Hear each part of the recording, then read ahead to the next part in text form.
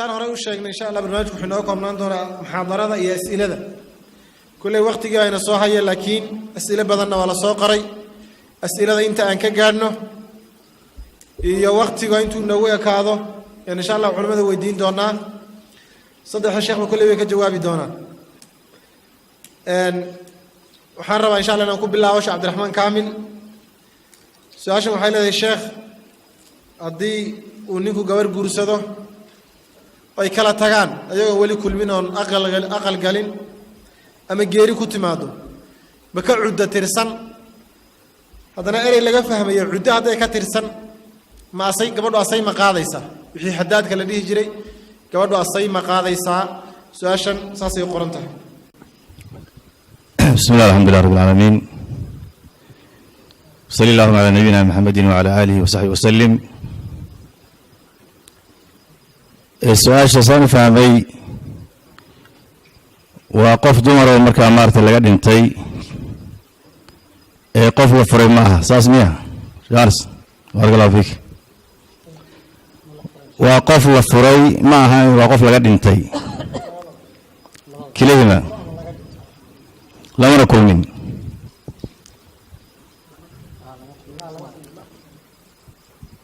ها سؤال شخص رب سبحانه وتعالى وحريه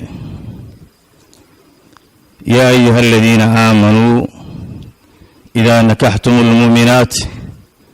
ثم طلقتموهن من قبل أن تمسوهن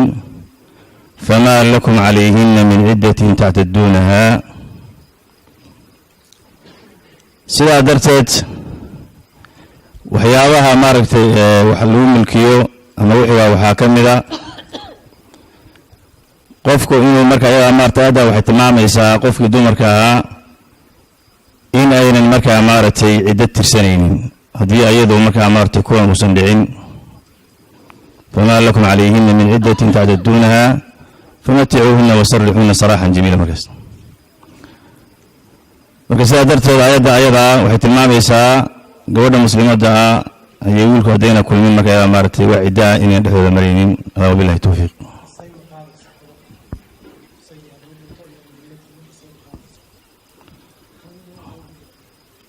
نعم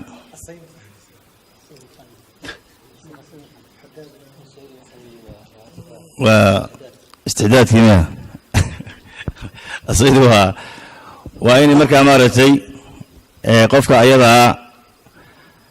هدي قفك أيضا مارتي اللي يجري وذو ومركا أيضا مارتي يكون ما تجري يمكن يكون يرسنتها هاي اسمدي سنة مركا أيضا مارتي هاي ويدا ترسانيسا ومركا مارتي وي استداد بيسمانيسا والله أعلم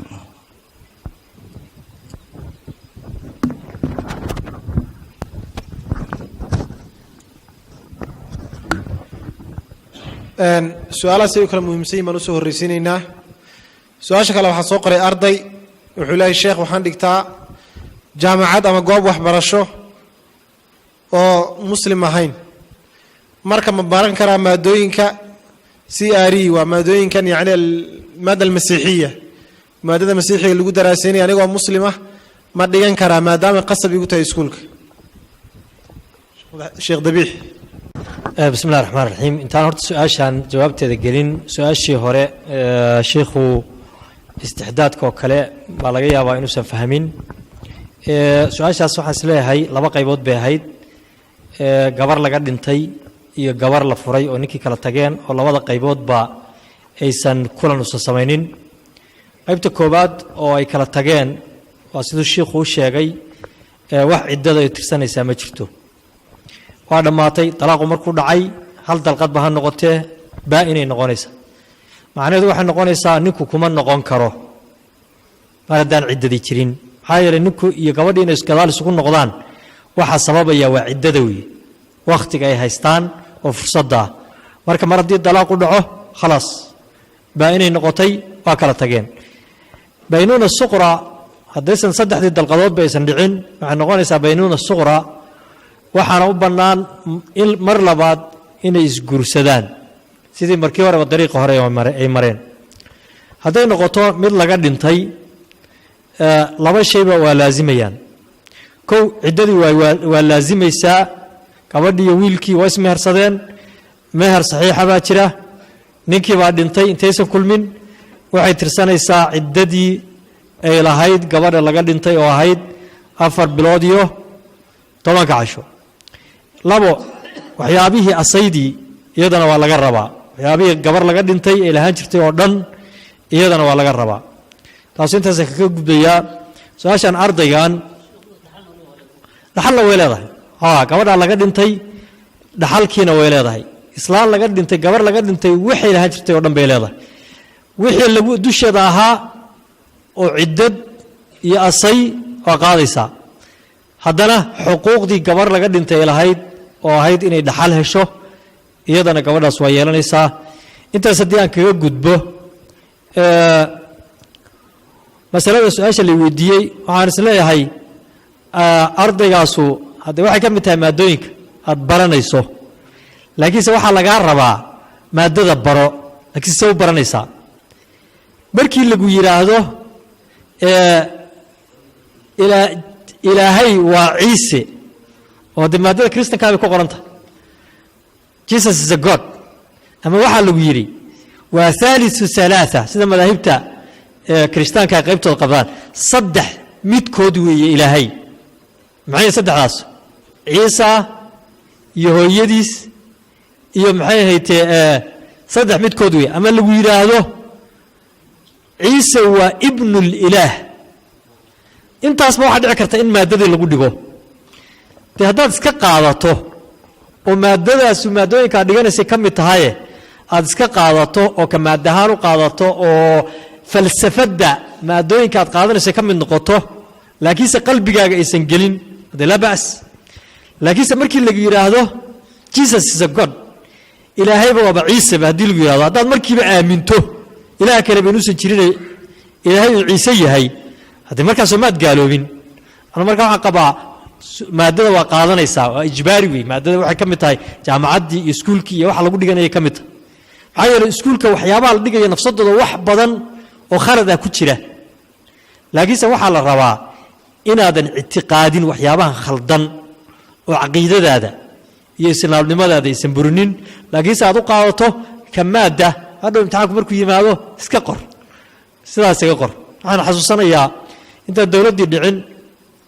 waxaa ka mid ah ardayda jaamacadaha bilaabay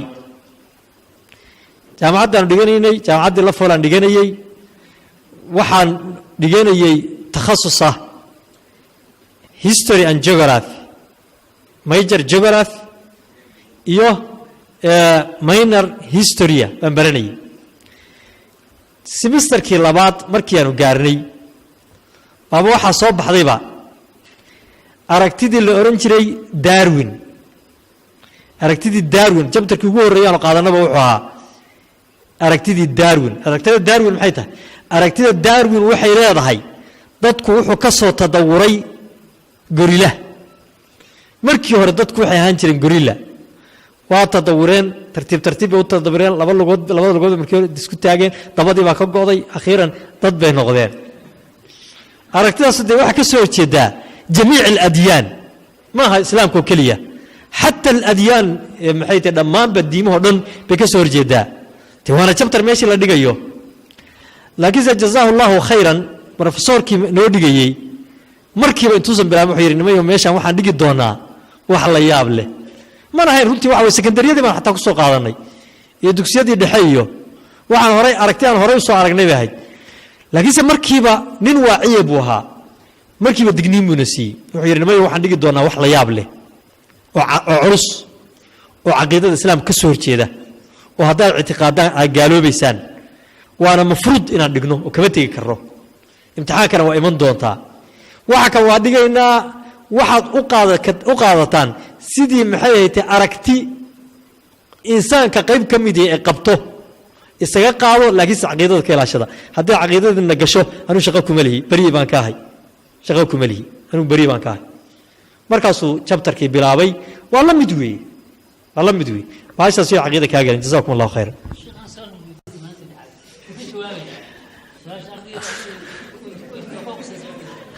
okay tanay la mid tahay waxaa kagama duwanaa su-aashii waa la soo qoray waxaa lagu yidhi who is God meesha tanna waxaa yaalla maadada la gelaya waa maadadii waxa weeye hadda bibaleka ahayd weeye baa la gelayaa haye maxaad qoraysaa haddaad tiraahdo Jesus is a God su-aashii waa lagaa khaldaya haddaadan odhanin waa lagaa khaldayaa soo ma anigu waxaan is leeyahay qofka muslimka ah sidii mar kasta caqiidadiisu ay ku badbaadayso inuu yeelo baa laazima ugu yaraan haddii xataa aad ku khasbanaato inaad qorto sida tan maxay tahay maadada imtixaankeeda aad ku qorayso waa inaysan kaa ahayn shay caqiidaa waa inaysan kaa ahayn waa inay kaa tahay waxa kale inaad ka gudubto haddii aad darajada tan ka kaaftoomi kartana waxaaba fiicnaan lahayd inaad ka jawaabto sida saxda ah oo tiraahdo Jesus God maaha ilaahay baa maxay tahay samaawaadka iyo cirka iyo dhulka abuuray haba la khaldo darajadan aad weydiida wajazaakum allahu khayr wax aqoonta khilaafsan inaad qorto sax maaha qofkii hadii la weydiiyo ilaahay waa kuma ardagan uu qoro ciise waa ilaahay waa gaalnimo saxna ardaga ma banaana darajadan ardaygu inuu ka taga laazim ku ah haduu qoro imtixaanka ku baasto uu yiraahdo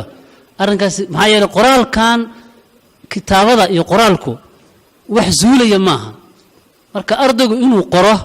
wax diinta ilaahay khilaafsan gaalnimay keenaysa uma banaana hana qorin hadii lagu diiso shayada sheekhana ka yimiyo aad wax ugu badiyeen inuu ka jawaab fiican ama su'aalaha waa say soo sheegeen culimo sheegeen ardayda waxaan weydiinayaa laftooda su'aal ugu soo laabanay maadadan soo laba maada lagu dhigo oo maartay mid islaamiga mid seeris oo ma dhigo bismida un baa fiirsanaysan iskuulaadkii waxay ku xiran tahay maadada kiyay ku badan tahay annagu sida hadda culimada kaga jawaabaan baan ugu jawaabnaa haddii rabta laga goos darajadeeda laakiin caqiidada ha ku dhicin ilaahay waa maartay waa ciise dad qorto way ku soconayaan ilaa qiyaam saaca marka maxaa sameeyaa ka tiri qaangaani ataa laga yaabaa darajada marka kuwa kale buundooyin kale buuxsada laakiin taa ka dhinaad qaanus qansanaad dadka ee gaalnimada waliga ku qoran aduu qofka ku qorana waa qofka gaalnimo ka kara way iska marka hadaa ka jawaabayso jawaabta saxda ah adiga aaminsan tahay ku qor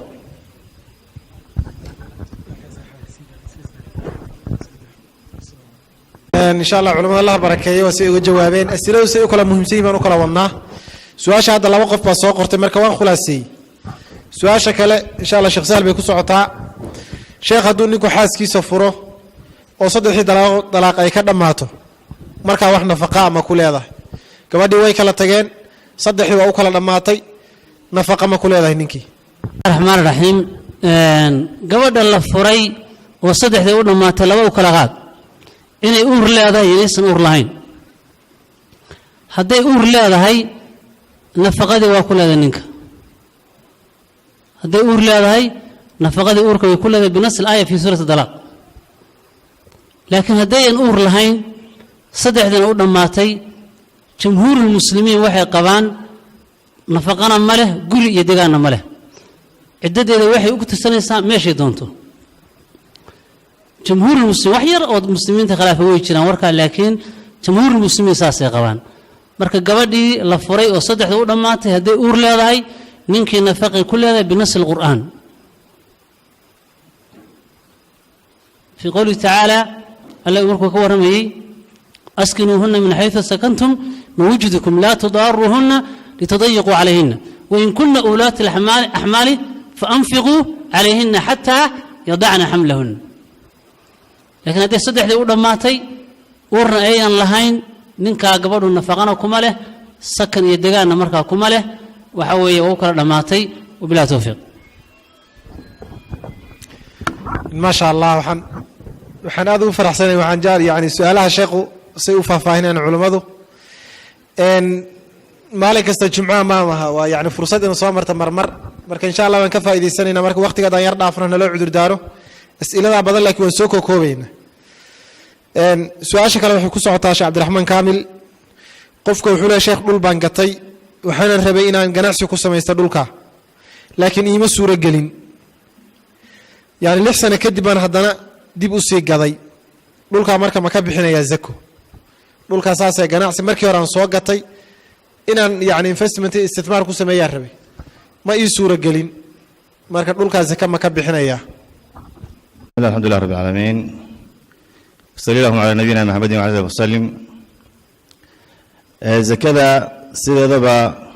waxyaabaha maaragtay ay ka laazimayso shuruud bay leedahay shuruudda ayada ay leedahay waxaa ka mid ah qofku inuu milkiye leeyahay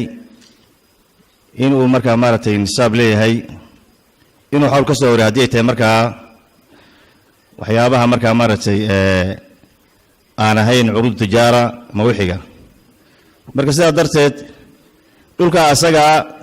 intii ayada uu maaragtay yaalay oo wixiga ahaa wax zako ku waajibaysay ma jirto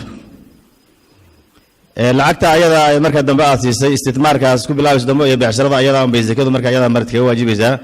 laakiin marka ayada wixii aad gacanta ku dhigtay ood ku gaday xilliga ayada haddii xoolahaagii aad xisaabinayso zakadii aad ku xisaabinayso haddii aad curuud tijaara u niyooto marka ayada maaragtay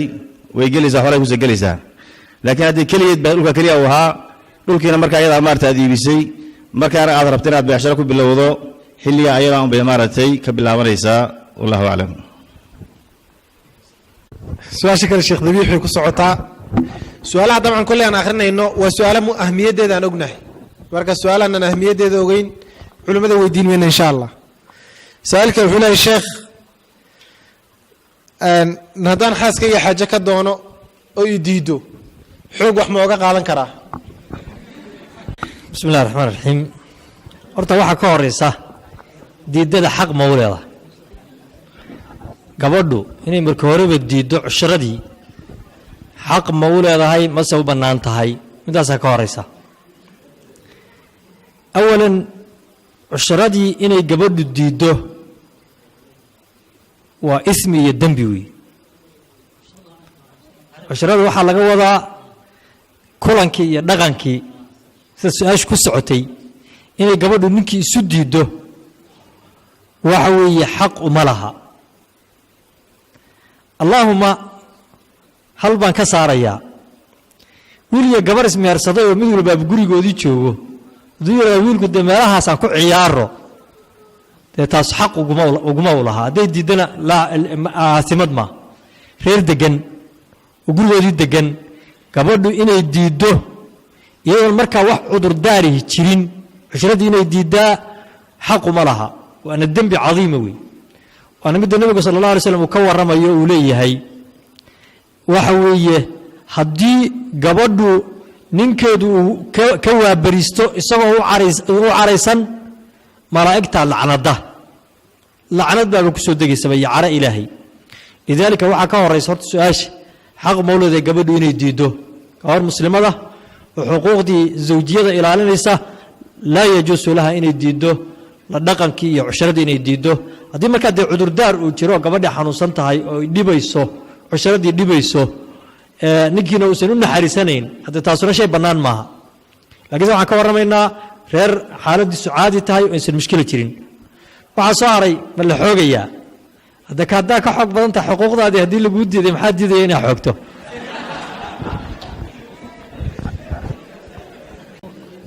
بسم الله waxba ka daramayno laakiin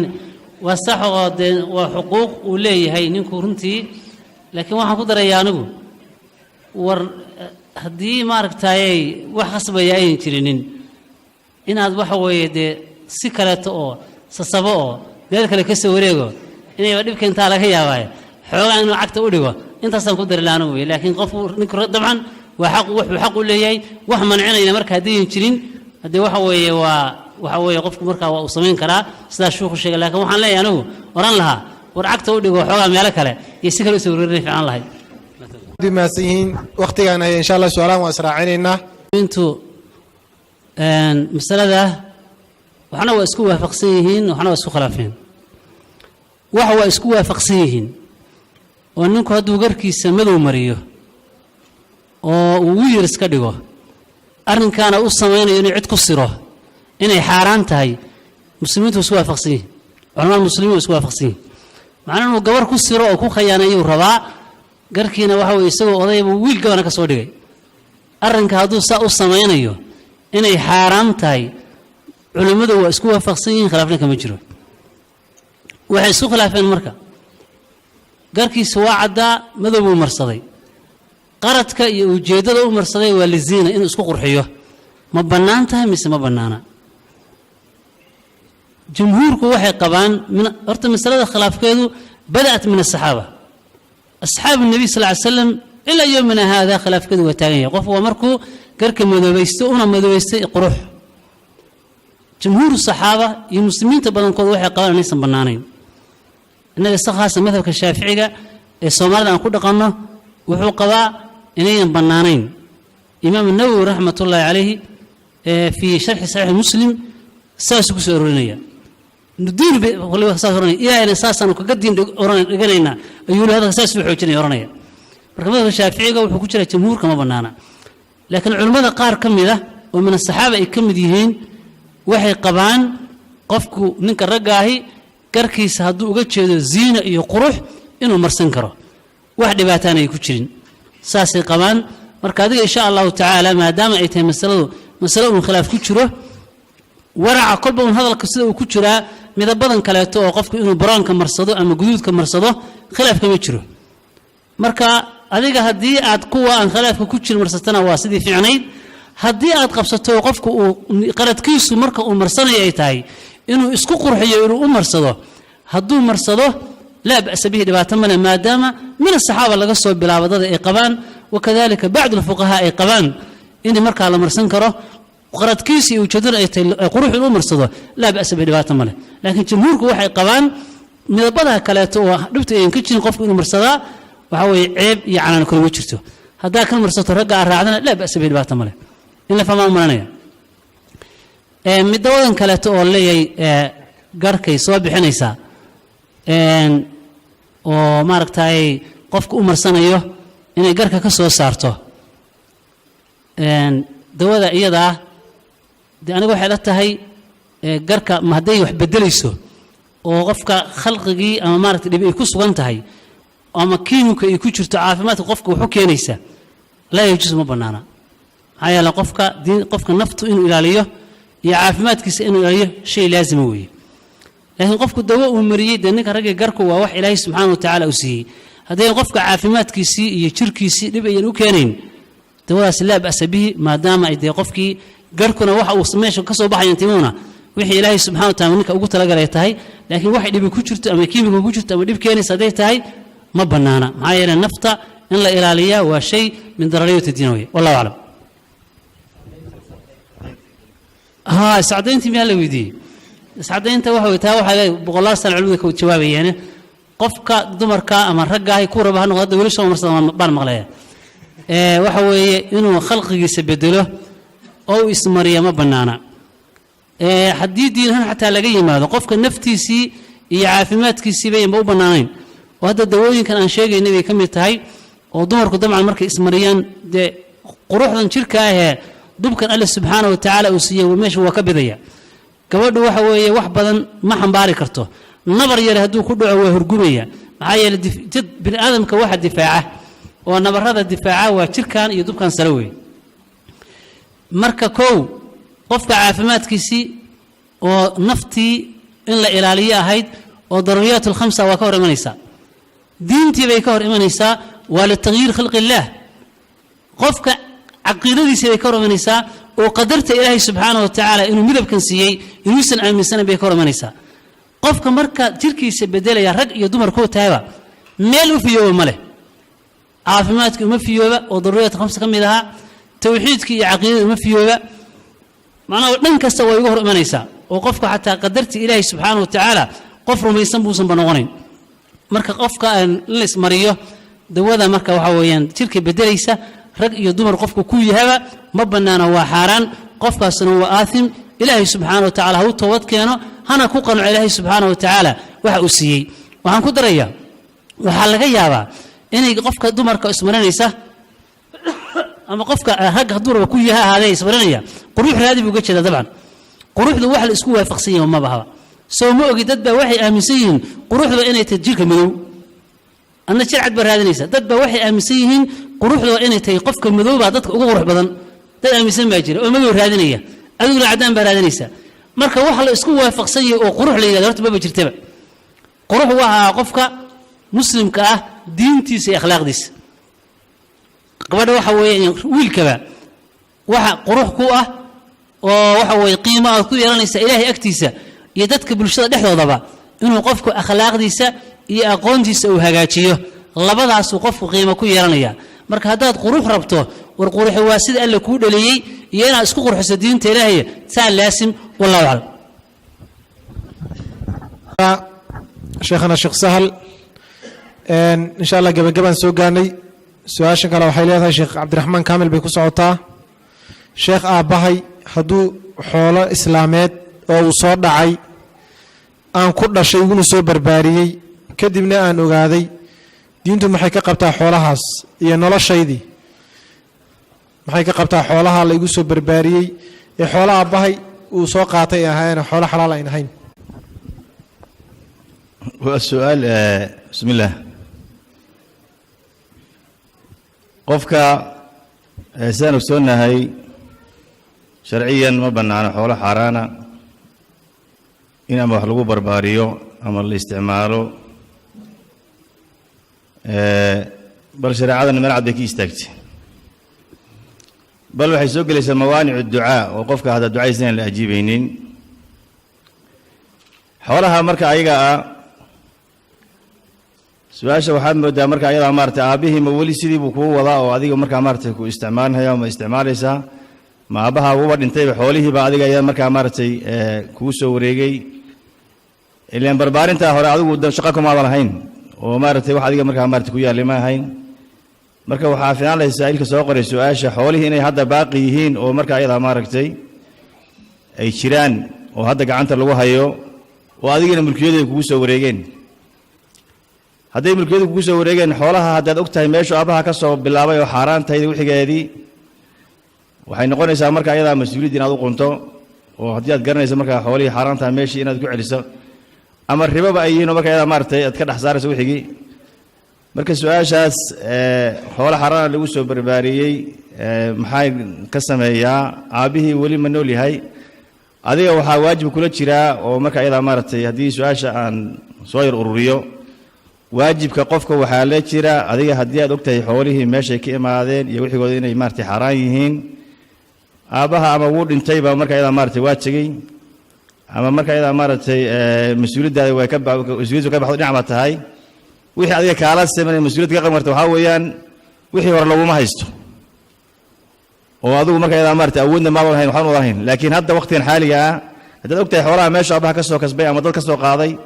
inaad dad ka soo qaadayna xoolihii dadka loo celiyo haddii kale markaa maartay xaaraan iyo markaa maartay wax sharci islaamka aan bilaanayn ama riba leh ama waxyaale leh wax noocaas oo kaleeta ayadana shariicadu waxay ka qabtaa xoolaha iyaga in markaa qofku markaa maartay uu ka dhex saaro xoolihiisa oo markaa masaariif caam iyo markaa wujuuc caam uu ku bixiyo weeyaan laakiin inaad meesha ka sii wado adiga laftada sii isticmaasho sharciyan haddii aad ogaatay ma bannaano wallahu aclam su-aasha ugu dambe su-aasha ka horeysa insha allah sheekh dabiix saddex su-aalood baan isu raacinaya su-aalahan isagaan u doorayo xoogaa insha allah isagaa soomaaliya culimmada uga dambeeyey marka su-aalaha isagaan u dooray su-aasha koobaad sheekh waxay leedahay qof gaalan waxba igu samaynin ma iska dili karaa isagoo qof aan muslim ahayn oon waxba igu samaynin ma iska dili karaa qof kale wuxuu yiri sheekh haddaan dad badan lahay oon toobad keenay toobada ma laga aqbali waxaanan maqlay nin 99 dirham in toobad laga aqbalay labadaa way ku isu raacsantahay ta ugu dambaysa waa axwaal shakhsi labada qof ee xaaska yani wada jooga haddii cishra zawjiya dhex marto iyadoo gabadhu caado qabto ayaama dawra shahriya ku jirto maxaa ku waajibaya saddexdaas su'aalood wey marka ugu horeeyay oo ahaa qof aan muslim ahayn ma iska dili karaa Soomaaliya hore uga mahmaday waxyadan gaalka dil gartiisana si awar saxawi qof la iska dili karaa ma jiro gaal iyo muslim midna waxa laga yaabaa dadka qaybtooda inay yiraahdaan gaal wadankii Soomaaliya joogo oo iska dhex maraya dal xabad iskaga sayriyo wax banaan ma la yajus qofka gaalka oo la dilayaa laabudda waa inuu yahay xarbi xabadda la isu haysto oo la isdilayo midka xarbiga xabadda la isku haysto la isdilayo haddii uu dadka muslimiintaas soo ammaan bido ama waxa weeye uu soo galo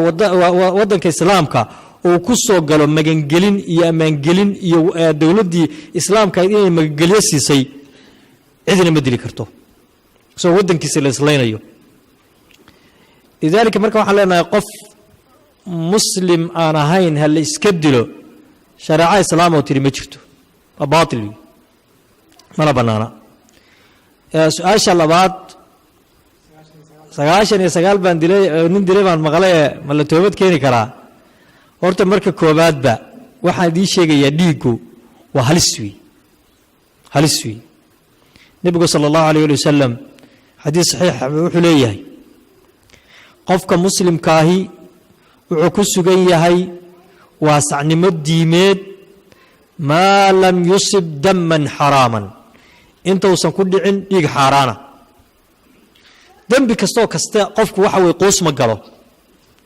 mar kasta hadduu uu sog yahay inuu dembiilo yahay laakiinse markuu dhiig xaaraana galo markaasaa xataa diintii waasac ahayd ku yaraataa iska ilaali marka saaxiibo marka horeba yaan laguu sahlin qof muslima dhiiggiisa yaan laguu sahlin waxaa meesha ku jirta qofkii waaba galayba dembi aan toobad lahayn ma jirto dembi kasta toobad buu leeyahay laakiinse toobaddii baa dee lagaa rabaa toobaddii waxaa ka mid ah dadka aad dishay awliyaau lmaqtuulka inaad isu dhiibto ka mid weeye towbata nasuuxa markii lagaa rabo maxaa yeele allah subxaanahu watacala wuxuu noo daray ya ayuha aladiina aamanuu tuubuu ila allahi towbatan nasuuxa dadku aad dishay inta aad garanayso dadkii awliyada u ahaa inaad isu dhiibto tiraahdo qofkaas anaa dilay waa ikan sidii aad rabtiin yeela dadka soomaalida aad bay u fiican yihiin qofka noocaasoo kale badana lama dilo aad bay u badanta waxa weeye wakhtiga oo ciriiriya dartii kama warrami karo laakiinse tajaarub fara badan baanu aragnay oo dad noocaasoo kale intay dad dileen isdhiibay oo iyagoo keligooda xataa qaybtood dadkii ay qofka ka dileen oo intaasoo sano ka dhuudhuumanayeen habeenkii dambe gurigooda ugu hoydo oo yidhi nimayahow ha ana qofka anaa dilay ilaahay dulmigaan ku dilay ii tashada sidaa rabtaa yeela waa cafiyeen dadka soomaalida ahay dadka cafwiga aad ugu fiican weeye oo sabirka yaqaana weeye marka toobad way leedahay toobadkeen laakiinse waxaa lagaa rabaa towbata nasuuxa waxaa soo hartay su-aasha saddexaad axwaal shakhsiyada ahayd gabadhii iyo wadaadkii waa faraxumoodeen iyadoo caadadii jirto arrinkaas horta ma bannaana shareecada islaamka waxyaaba ay xarimtay oo diidday bay ka mid tahay gabadhu ninku hadduu doono oo haddee waxa weeye xuduuddii dhaafo dawciya iyaduna inay aqbasho gabadhu lama ogola maxaa yeele waa macaasidana laysuma fududeeyo layskamana aqbalo waa xadiidka rasuulka sal allah alay slam siduu ina farayo laa taacata limakhluuqin fii macsiyati alkhaaliq qof khaaliqa allah subxaana wa tacaala khaaliqii insaanka abuurtay wax loogu caasimayo qofka in lagu adeeca ma bannaana inay gabadhu tiraahdo waa ninkii waxbuu doonayaaye waa tii la yidhi waxa weye waxba looma diidi karee dhiiggiina waay lama ogola markan waa istisnaa weeye looma ogola gabadhu inay dawciyo ku yeesho haddii ayse dhacdo dee inay dhacdo dembi weeye meesha dembi baa yaalla kabiira min kabaa'ir dunuub baa yaalla waxa ilaahay xarimay baa lagu tuntay kow waxaa ka dhalanaysa attawba ila allah in ilaahay loo toobad keeno oo toobad la keeno kabacdina waxaa ka dhalanaysa waxa weeye ninkaas kafaarada qadarkeedii intaan xasuusanayo ma aqaan dirham miyay ahayd bal sahal baan u dhiibaya iyo culimmada kale qadarkeedii intay ahayd baa iga dhunsan jazakum allahu khayran waxaan filayaa in laftaygu aad u xasuusta laakiin rubcu diinaar inay ahayd baan filayaa kafaarada ku waajibaysay inkastoo xadiiska laftigiisa fii sixatihi culammadu ay wadarka keeneen oo culimmada qaar ka mid ihi xadiiska sheegaya rubcu diinaar inuu sadaqasili ku waajibaysa ay daciifiyeen waliba jamhuurku saasaan filaya inay ahayd laakiin bacd alculamaa oo yar ayaa xadiiskaas saxiixiyey waliba saxiix xataa ma hube inuu xasan habaan mulanaya marka jamhuurulmuslimiin waxay qabaan ninka toobadan baa laga rabaa uu toobad keenayaa maadaama xadiiska culammada badankooda ay daciifiyeen wayna xadiisku waa daciif ay yidhaahdeen inuu ninkaasi toobad keeno saasaan anigu aan rajaxaya in ilaahi subxana wa tacala uga boqo toobadkeen iyo hadduu sadaqa bixinayo fadaaka laakiin xadiiska jamhuurulmuslimiin xakamu bidacfi inuu markaa daciifi ayay xukumeen sadaqada sheegaya marka saa darteed maadaama uu daciif yahay ninkaas inuu toobad keeno ilaahay subxaana wa taala uga boqo arrinkaa intaas keliya ayaan marka laga rabaa wallahu subxaanahu wa taala aclam su-aasha ugu dambaysa insha allah sheekh sahal baan ku khatimaynaa kulli waa laba su-aalood isdul saaran ma bannaan tahay gabadha ninka ay ka cuddo tirsanayso inuu quruxdeeda arko ama la khaali noqdo inuu la khalwa noqdo labadooda besa isla khaali noqdaan ama marka yacni amaakina ziinatiha inuu arko meelahay ka quruxsan tahay ma u bannaan tahay ma u bannaan tahay ninkay ka cuddo tirsanayso iyadoo ciddadii ku jirta dabcan way ka furan tahay laakiin ma u bannaan tahay su-aasha kale waa su-aalo soo yarna noqday oo ah sheekh waxaa soo batay fasakha waxaa loo yaqaano fasakha gabadh ninkan iska fasakdo fasakh maxaa la yidhaahdaa yuusa qabtaa su-aal la soo qoray fasakh maxaa la yidhaahdaa yuusa qabtaa oo gabadheen ninka laga fasakhi karaa middii hore oo ahayd gabadha ciddada ku jirtaa ninkeedii furay ma iska xijaabaysaa sodaas maahayn ama la khalwa noqon kartaa gabadha ciddada tirsanaysa lagu kala qaad inay tahay baa'ina baa'ina waxaa loo jeedaa waa qof dumaroo saddexdii uga dhammaatay ninkan qofka hadday nooca ay tahay way iska xijaabaysaa lama khalwa noqon karto nin ajnabi buu ka yahay bal ragga waaba uga sii fog yahayoo haddayan nin kale guursanin oo ninkaasi soo furin xataa ma guursan karo isagu ila famaa maranaya haa waa hadday tahay gabadhu gabarh saddexdii u dhammaatay ninka way iska xijaabaysaa lamana khaali noqon karto laakiin hadday tahay gabarh rajciya oo ninkii dalqad buu ku furay ama labuu ku furay qaacidadu waxay tahay alrajciyatu lahaa xukmu zawja gabadhu hadday rajciyo tahay waxay leedahay xukunka sida gabar la qabo ninkii iskama xijaabayso dee waxa weye guriga way ku tirsanaysaa bal bacd alfuqahaa waxay leeyihiin ninka waaba isu qurxinaysaa si damac u galo ilaa rajactu u yidhaahdo waaba isu qurxinaysaaba marka gabadha rajciyadaahi marka waxa weeye ciddada tirsanaysa oo rajciyadaahi ninka iska xijaabi mayso waa la khaali noqon kartaa xukmu gabar la qabayna leedahay maxaa yeelay nafaqadii bay leedahay biilkii bay leedahay aratirkii bay leedahay xataa caawa hadduu dhinto dhaxalka dhamaystiran bay leedahay gabadha rajcada ku jirta intay ciddada ku jirto wey xataa haddii caawa dhinto dhaxalkii oo dhammaystiran bay leedahay marka saa darteed gabadha rajciyadaahi haddayan baa'ina ahayn oo ninkii saddexdii uga dhammaan ee ninku hal ku furay ama laba uu ku furay ninkeeda waa la khaali noqon kartaa haddii laba kuuraya iskamana xijaabayso bal waaba isu qurxinaysaa taa intaasaan ka leenahay fasakhu muxuu yahay yuuse qabtaa horta fasakhu waxa weeyaan in gabadhii ninkii qabee laga helo ceeb min cuyuub alfaskhi ah fuqahadu cuyuubta fasakha waa wax cayiman oo la garanayo wey masalan ninkii gabadhi waxbuu ka tari waayeyba masalan ninkii cudur baa ku dhacay fataagahoo gabadhi inuu qaadsiyo laga baqayo waxyaabaha noocaasa mase mid kale ninku gabadhii waaba biili waaye gaashii macluul bay ugu baktiday waa dilay tuutaagtuu jebiyeyba waxyaabaha noocaas ahoo dhaqan xumada oo de gabadhii ninkii ayan kula noolaan karin waxyaabahaas ayaa wax leeya fasakha waxa weye waxyaabaha keena iyaga yaqaana fasakhuna dee asbaabtiisana waa kuwa isaguna waxa weeye waa markay timaado wax qofkii labadii qof ayan ku wada noolaan karin markii asbaabta marka ninkii laga helo fasakhuna waa xukmu sharci hal daraf keliya warkii lama qoro hal daraf in gabadhu meel maxkamada timaado sheekh ku timaado sheekh ninkii baa saa igu sameeyay waa kaas iga fasakh fasakh waxa weeye gabadhu waa ka furantay weeye fasakha waxa iska leh maxkamad awood cid iska leh waxa weeye qof caadiya ama maaragtay wadaad duurkiisa ku jira wuxuu dhameyn karo xataa maaha waa xukun sharciya shariicadu maxkamad inay samayso ayaa loo jideeyey haddayan jirin ka waran maxkamad maba jirtaba muslimiinta maxkamad ma leh ninkan dhibtan uu samaynaya taa way bannaantahay marka xakamka loo dhiibo oo culimmadahi markuu arrinka fiiriyo inuu gabadhii markaa ninkii ka fasakhi karo waa bannaantahay maxaa yeelay laa darara walaa diraar in la isdhibo sharciga islaamka kuma jiro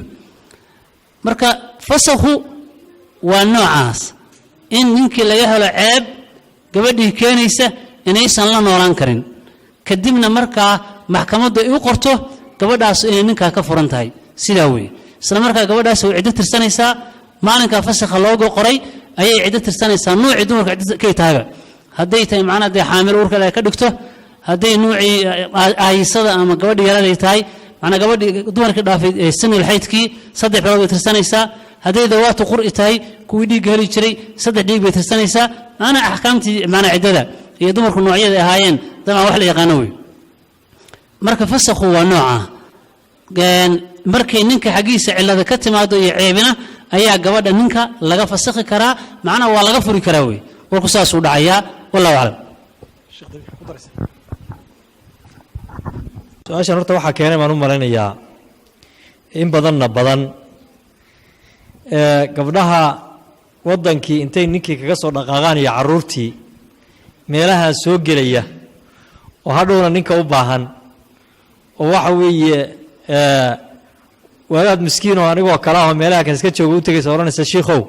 tan iyo tana dhacday waxa weeye waxaan rabaa ninkii in layga fasakho arrinkaas soomaalidu aad ay hagu waantoobeen ceeb wey sharcina maaha wax bannaanna maaha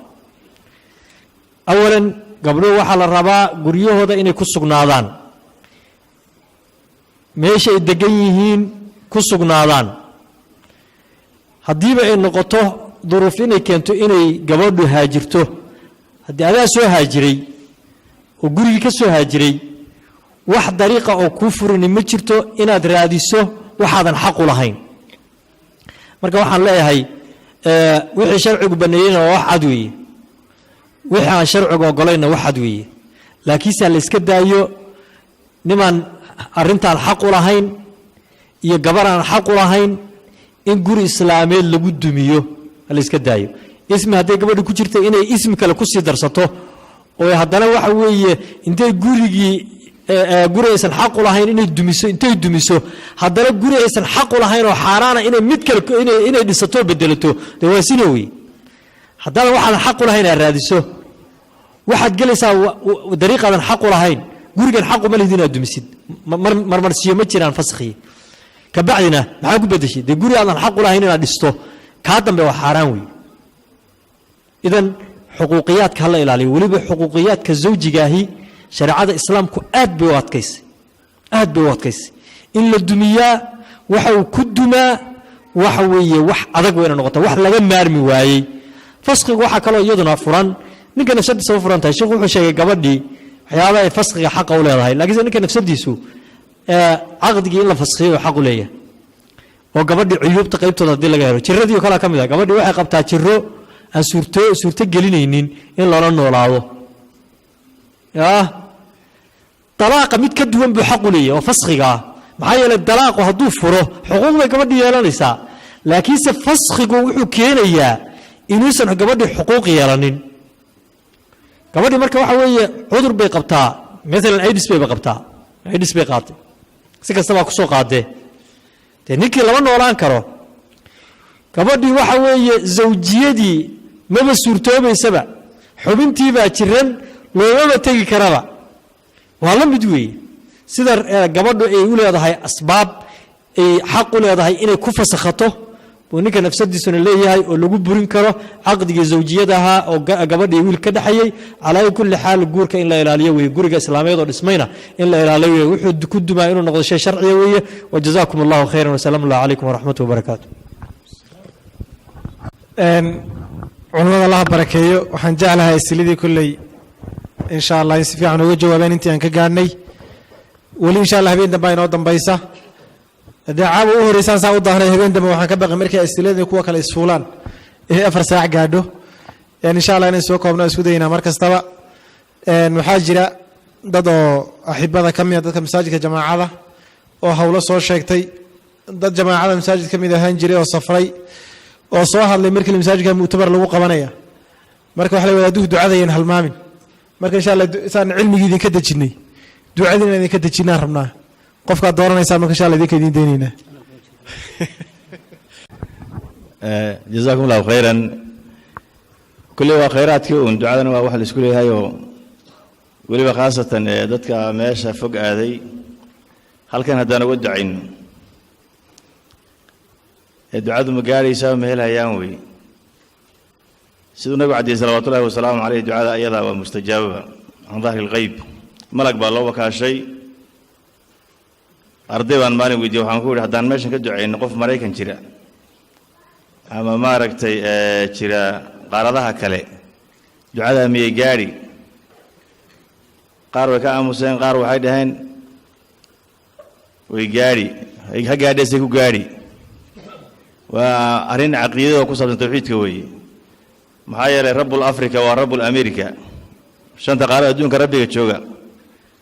waa alle keligii saa darteed ducadaas ayadaa walaalaha ay soo codsadeen iyo dadkan maaragtay khayrka aan kula kulannay ee dhammaanba waan u ducaynaynaa ilaahayna waxaan ka baryaynaa subxaanahu wa tacaala wixii ay doonahayaan oo khayr allah waafajiyo wixii doonoo khayr adduun allah waafajiyo waxay ka baqahayaan oo shar an allah ka qabto ilaahayow waxaan ku weysanaa biasmaa'ika wa sifaatika alculaa in maaragtay qaryadan iyo masaajidkan dadka ku xidhan iyo maaragtay muslimiinta dhammaan nin walba muraad buu leeyahay muraadkan macsiya allah u sahlo kurbada allah ka fido subxaanahu wa tacaala hadduu xanuunsan yahay allah caafiyo hadday arrimo ku adag yihiin arrimaha allah u fudeeyo ilaahay waxaan baryaynaa subxaanahu wa tacaala bifadlihi wamanihi wa karamihi wajuudihi in markaa maaragtay dadkan ayaga ah qaryadan iyo masaajidkana waxay doonahayaan ilaahu sii rabiyo subxaanahu wa tacaala bisheeda kale iyo sanadyo kaloo fara badanoo cadiidana innagoo markaa maarata qaybka allahina kulmiyo waxaan kusoo khatimaynaa insha allahu dadka ayaga ee walaalaha hadday xanuunsan yihiin iyo hadday dhibaatsan yihiinba si deg dego markaa maaragtay ilaaha waafajiyo subxaanahu wa tacaala innagana dembigana ducaadkarsan allah aqbalo ربنا آتنا في الدنيا حسنة وفي الآخرة حسنة وجزاكم الله خيرا